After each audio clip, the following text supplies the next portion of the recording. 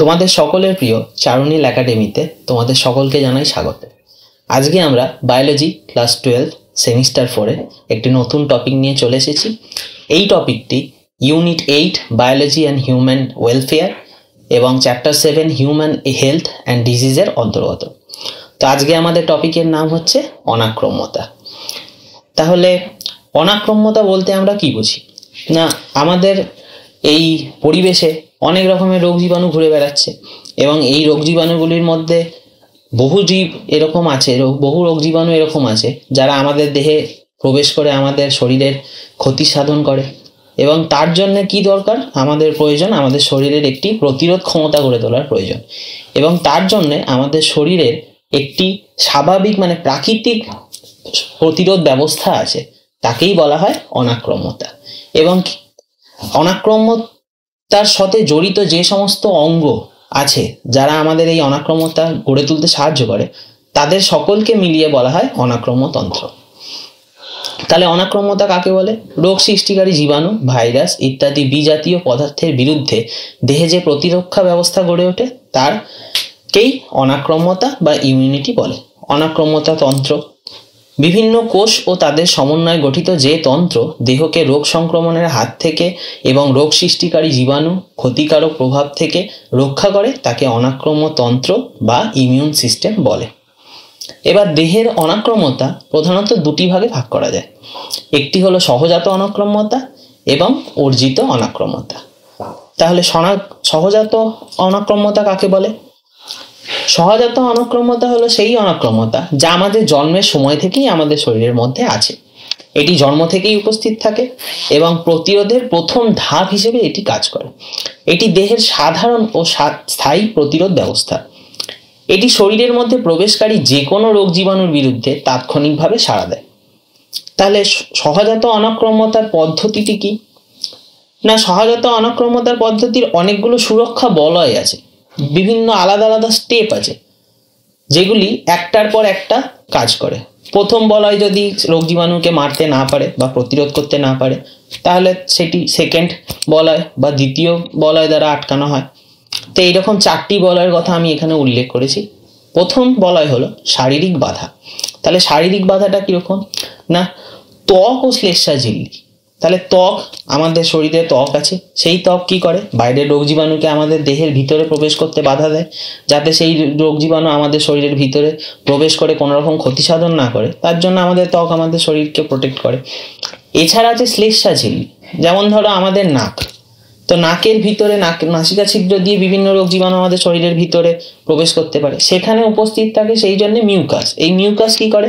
যে সমস্ত রোগ জীবাণু বায়ুর মাধ্যমে ভেসে এসে আমাদের নাসিকা ছিদ্রের মাধ্যমে শরীরে প্রবেশ করার চেষ্টা করছে, তাদেরকে বাধাপ্রাপ্ত করে বা বাধা দেয়।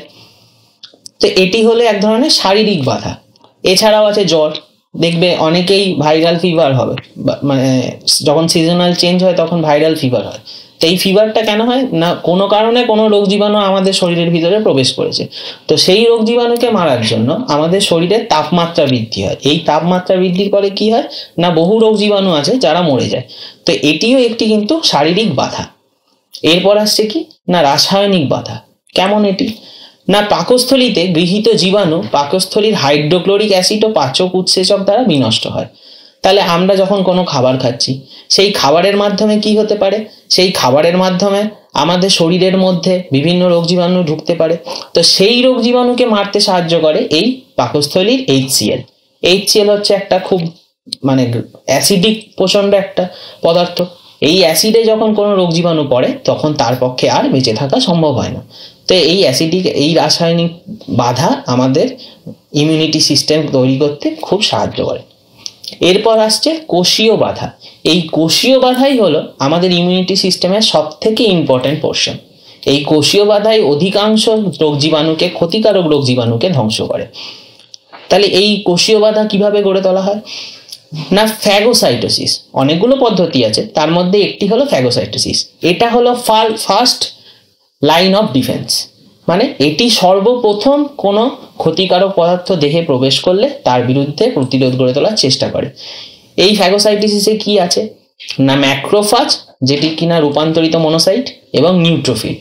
আমাদের শরীরের মধ্যে নিউট্রোফিল, রক্তের মধ্যে নিউট্রোফিল, ম্যাক্রোফেজ সবসময়, মনোসাইট, বিভিন্ন ডাব্লিউবিসি বিভিন্ন সময় ঘুরে বেড়াচ্ছে চারিদিকে। যেই মুহূর্তে তারা সেন্স করবে যে কোনো বাহ্যিক পদার্থ আমাদের দেহে প্রবেশ করেছে, তারা সেই দিকে ছুটে চলে যাবে এবং তাদেরকে এনগালফ করার চেষ্টা করবে, মানে সেই পদার্থটিকে চারিদিক দিয়ে ঘিরে ধরে তাকে নিজেদের ভিতরে ঢুকিয়ে তাকে মারার চেষ্টা করবে। তো এই প্রসেসটাকেই বলা হয় ফ্যাগোসাইটোসিস। এরপর প্রাকৃতিক ঘাতক কোষ বা ন্যাচারাল কিলার সেল। তাহলে এই জিনিসটি কি না, সবসময় যে মানে বাইরে থেকেই কোনো একটা পদার্থ এসে আমাদের শরীরের ক্ষতি করবে তেমনটা নয়। আমাদের শরীরের কোনো সেলও কিন্তু আমাদের শরীরের ক্ষতি করতে পারে, যেমন হচ্ছে ক্যান্সার সেল।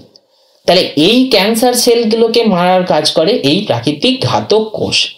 তাহলে এরা কি করে, যে সমস্ত সেল আমাদের নিজেদের সেল কিন্তু আমাদের শরীরের ক্ষতি করার চেষ্টা করছে, সেই সমস্ত সেলকে মারার কাজ, বা যে সেলগুলো বলতে পারো মরে গেছে বা ডেথ সেল যেগুলো, তাদেরকে তো বিনষ্ট করতে হবে, সেই কাজটি করে এই প্রাকৃতিক ঘাতক কোষ। এরপর আসছে প্রোটিন। না, রক্তে বিভিন্ন ধরনের প্রোটিন থাকে, যেমন কমপ্লিমেন্ট প্রোটিন। এই কমপ্লিমেন্ট প্রোটিনগুলোও কিন্তু প্রোটেক্টিভ ব্যবস্থা হিসেবে কাজ করে। এবং আছে মাস্ট কোষ। মাস্ট কোষ হলো অ্যারিওলার যোগকলায় উপস্থিত একটি কোষ। যখন কোনো অ্যালার্জেন বা শরীরে প্রবেশ করে, তখন এই মাস্ট কোষ থেকে হিস্টামিন বলে একটি রাসায়নিক পদার্থ নিঃসৃত হয়। এই হিস্টামিন কি করে না, এই হিস্টামিন শরীরের যে আমাদের রক্তবাহিকা আছে, সেই রক্তবাহিকাগুলোকে কি করে সম্প্রসারণ করে। তাহলে যে জায়গায় অ্যালার্জেনটা উপস্থিত আছে বা মানে বাহ্যিক যে পদার্থটা আমাদের শরীরে প্রবেশ করেছে, সেটা যে জায়গায় উপস্থিত আছে, সেই জায়গাতে গিয়ে হিস্টামিনটা কি করে না, রক্তবাহিকাকে প্রসারিত করে। এর ফলে কি হবে, ওই জায়গায় বেশি পরিমাণ রক্ত প্রবেশ করতে পারবে, এবং বেশি রক্ত মানেই বেশি ডাব্লিউসি যাবে, ওখানে নিউট্রোফিল যাবে, মনোসাইট যাবে, এবং তারা ওই পদার্থটাকে এনগালফ করবে এবং তাকে ধ্বংস করবে।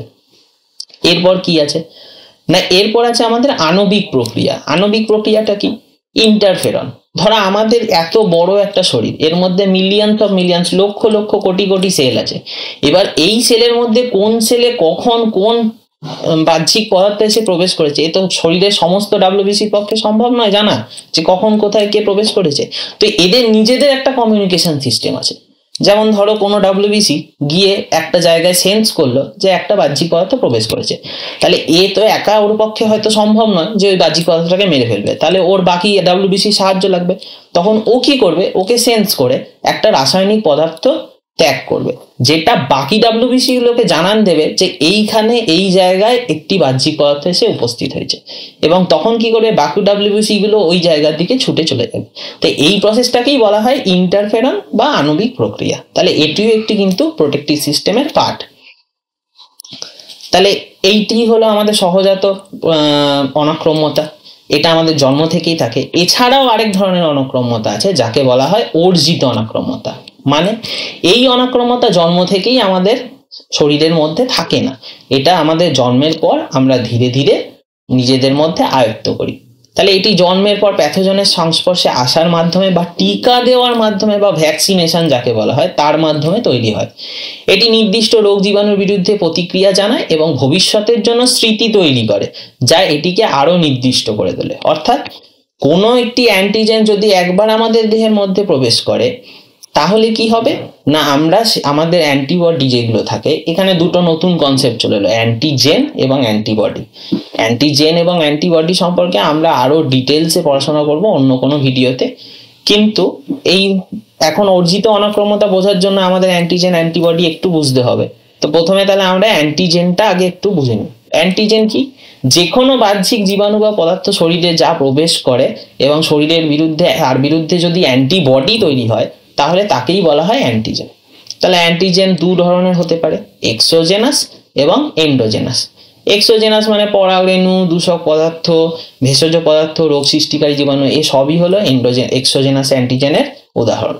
এবার এন্ডোজেনাস অ্যান্টিজেন কি না, যেসব অ্যান্টিজেন প্রাণীদেহের ভিতরেই উৎপন্ন হয়, মানে কোনো হয়তো ইঁদুর, বেড়াল বা এদের দেহে কোনো একটা জিনিস তৈরি হয়েছে, তা আমাদের দেহে কোনোভাবে প্রবেশ করেছে, তাহলে সেটা হয়ে যাবে তখন এন্ডোজেনাস অ্যান্টিজেন। এবার অ্যান্টিবডি কি না, এই অ্যান্টিজেন যখন আমাদের দেহে প্রবেশ করছে তাকে মারার জন্য যখন দেহ অ্যান্টিবডি বা অন্য একটা কোনো বিশেষ বস্তু তৈরি করছে যা ওকে মারবে, তখন সেই বস্তুটিকেই বলা হয় অ্যান্টিবডি। অ্যান্টিবডিও বিভিন্ন ধরনের হয়, প্রধানত 5 ধরনের হয়: আইজিএ, আইজিডি, আইজিই, আইজিজি এবং আইজিএম। এগুলো সম্পর্কেও আমরা ডিটেলসে অন্য কোনো ভিডিওতে পড়াশোনা করব। আপাতত অ্যান্টিজেন অ্যান্টিবডি সম্পর্কে এটুকু জেনে রাখো অর্জিত অনাক্রম্যতা বোঝার জন্য। তো অর্জিত অনাক্রম্যতায় কি হয় না, ওই অ্যান্টিজেন যখন প্রবেশ করে তার বিরুদ্ধে শরীর কি করে না অ্যান্টিবডি তৈরি করে। এই অ্যান্টিবডিগুলো শুধুমাত্র যে তৈরি করে সেই মুহূর্তে সেই জীবাণুকে মেরে ফেললো তা নয়, শরীর মনে রেখে দেয় যে এই অ্যান্টিজেনকে আমরা এই অ্যান্টিবডি দিয়ে মেরেছিলাম, এবং পরবর্তীকালে যদি সেই অ্যান্টিজেন আবার কোনদিন আমাদের দেহে প্রবেশ করে, শরীর কি করবে, সঙ্গে সঙ্গে সেই স্পেসিফিক অ্যান্টিবডি অ্যান্টিজেনের বিরুদ্ধে তৈরি করতে শুরু করে দেবে এবং অ্যান্টিজেনকে আমরা মেরে ফেলবো। তো অর্জিত অনাক্রম্যতাও 2 ধরনের: সক্রিয় অনাক্রম্যতা ও নিষ্ক্রিয় অনাক্রম্যতা। তা সক্রিয় অনাক্রম্যতা কি, যখন শরীর নিজেই অ্যান্টিবডি তৈরি করে তখন এই ধরনের অনাক্রম্যতা তৈরি হয় প্রাকৃতিক, মানে এই ধরনের অনাক্রম্যতাকে বলা হয় সক্রিয় অনাক্রম্যতা। তার মানে কি, যখন অ্যান্টিজেন আমাদের মধ্যে প্রবেশ করছে এবং আমরা নিজেরাই নিজেদের অ্যান্টিবডি তৈরি করে ফেলতে পারছি। কিন্তু অনেক সময় এমন হয় যে আমাদের বডি নতুন হয়তো কোনো একটা অ্যান্টিজেন পেয়েছে এবং সঙ্গে সঙ্গে তার পক্ষে সম্ভব হচ্ছে না যে অ্যান্টিবডি তৈরি করা, তখন আমরা কি করি না ভ্যাকসিনেশন করি। এটিকেই বলা হয় নিষ্ক্রিয় অনাক্রম্যতা। যখন একটি শরীর থেকে অন্য শরীর থেকে সরাসরি অ্যান্টিবডি গ্রহণ করে তখন এটি তৈরি হয়। ঠিক আছে, তাহলে এরপর অর্জিত অনাক্রম্যতা কিভাবে কাজ করে না, অর্জিত অনাক্রম্যতা মূলত 2টি পদ্ধতিতে কাজ করে। একটি হলো কোষভিত্তিক অনাক্রম্যতা ও একটি হলো রসভিত্তিক অনাক্রম্যতা। তা কোষভিত্তিক অনাক্রম্যতা কাকে বলে, দেহে যে অনাক্রম্যতা টি লিম্ফোসাইট বা টি কোষের সাহায্যে ঘটে থাকে তাকে কোষভিত্তিক অনাক্রম্যতা বলে। তা কোষভিত্তিক অনাক্রম্যতা টি লিম্ফোসাইটের মাধ্যমে ঘটে থাকে। তা টি লিম্ফোসাইটের মধ্যেই আছে লিম্ফোসাইট, তার মানে এটি এক ধরনের ডাব্লিউবিসি। তো এই টি লিম্ফোসাইট হলো স্পেসিফিক ডাব্লিউবিসি, যা যখনই কোনো আমাদের অ্যান্টিজেন প্রবেশ করে তাকে গিয়ে টার্গেট করে। এরা কিন্তু যে মানে মেরে ফেলে অ্যান্টিজেনকে তেমন নয়, কিন্তু এরা শনাক্ত করে এবং এরা বি লিম্ফোসাইটকে, মানে আরেক ধরনের লিম্ফোসাইট আছে যাদেরকে আমরা বি লিম্ফোসাইট বলি, এই লিম্ফোসাইটকে অ্যাক্টিভেট করে যে এরকম একটা অ্যান্টিজেন প্রবেশ করেছে, একে তাহলে এবার মারতে হবে। এবার রসভিত্তিক অনাক্রম্যতা বা হিউমেরাল ইমিউনিটি, এটি হলো আরেক ধরনের অর্জিত অনাক্রম্যতা। এখানে কি হয় না, বি লিম্ফোসাইটের মাধ্যমে কোষের মধ্যে যে প্রবেশ করেছে বাহ্যিক পদার্থ তাকে মারা হয়, বা অ্যান্টিজেন প্রবেশ করেছে তাকে মারা হয়। তাহলে একে রসভিত্তিক বা হিউমেরাল কেন বলা হচ্ছে, কারণ এটি লিম্ফোসাইট ঘুরে বেড়াচ্ছে কোথায় না রক্তের ভিতর, তরল পদার্থ, সেই জন্য এর নাম হচ্ছে হিউমেরাল ইমিউনিটি বা হিউমেরাল রসভিত্তিক অনাক্রম্যতা। তা এটি হয় বি সেল রিসেপ্টরের মাধ্যমে। তা আমরা টি লিম্ফোসাইট ও বি লিম্ফোসাইটও পরবর্তীকালে ডিটেলসে আরো অন্য ভিডিওতে পড়বো। তো এই ছিল আজকের ভিডিও এবং এই ছিল আমাদের আলোচনা। পরবর্তীকালে আমরা আরো ভিডিও আনতে চলেছি এই টপিকের উপরে। তো তোমরা আমাদের সাথে থেকো এবং আমার ভিডিও যদি তোমাদের ভালো লাগে তাহলে চ্যানেলটি লাইক, শেয়ার এবং সাবস্ক্রাইব করো।